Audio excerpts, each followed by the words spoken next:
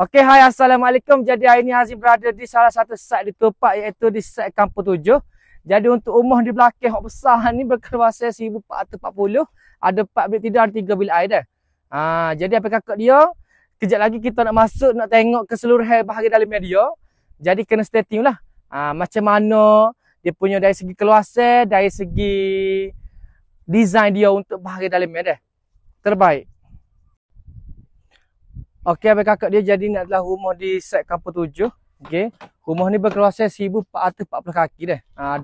Ada 4 bilik tidur, 3 bilik air. Jadi ni adalah pada bahagian depan, iaitu kawasan family area. Nampak abang kakak nampak sini, okey. Family area dia sangat luas. Lepas tu pula dia ada kawasan sliding door dah.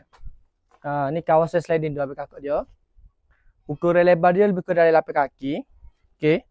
Dekat sini kita ada satu bahagian dining area. Ni kawasan dining area dia lah. Nampak tu kita dah tengah buat tu. Okey. Kita ada satu kawasan dapur. Dapur yang sangat luas dah. Boleh letak lah bahagian dapur tu. Untuk dapur kita ada tabletop sekali dalam package dah. Kita ada pula tandah. Tandah nombor 3. Okey, seterusnya kita ada bilik nombor 4 kat sini. Okey, kakak boleh tengok. Ni bilik nombor 4 dah. Bilik nombor 4 ni ukuran saya lebih kurang dalam 10-11. Bilik nombor 4. Okey. Dia berbeza dengan bilik nombor 3 dan nombor 2 dah. Bilik nombor 3 dan nombor 2 ni ukuran dia lebih kurang dalam 10 darab 12. Lepas tu tanah ni dah habis kakak dia, saya ayat ni tanah ni dia buat share dah. So boleh masuk ke bilik nombor 3 mai. Jom ikut saya. Dia boleh masuk ke bilik nombor 3 dah. Memang comel lah. Okey. Seterusnya kita ada bilik master bedroom.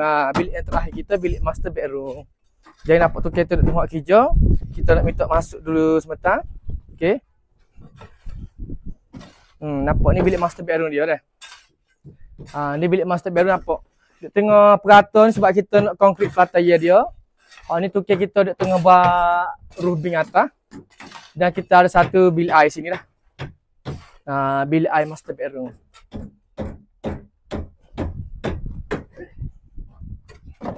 Jadi yang mana berminat nak bina rumah tanah sendiri, boleh tekan nombor bawah. Bina impian, bina harapan, atas tanah sendiri janji ditunaikan.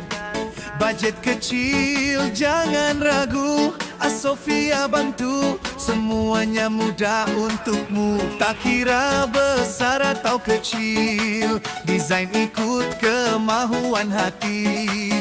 Kami bina dengan teliti, pasti jadi, oh pasti jadi. Rumah idaman kini menjadi nyata, dari Jerte sampai ke Besut sana. Bina dari hati, pasti jadi, janji utuh, Asofia tetap berdiri.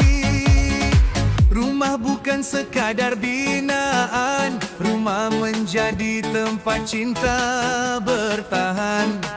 Dari mula sampai siap, kita bina langkah, marilah rapat.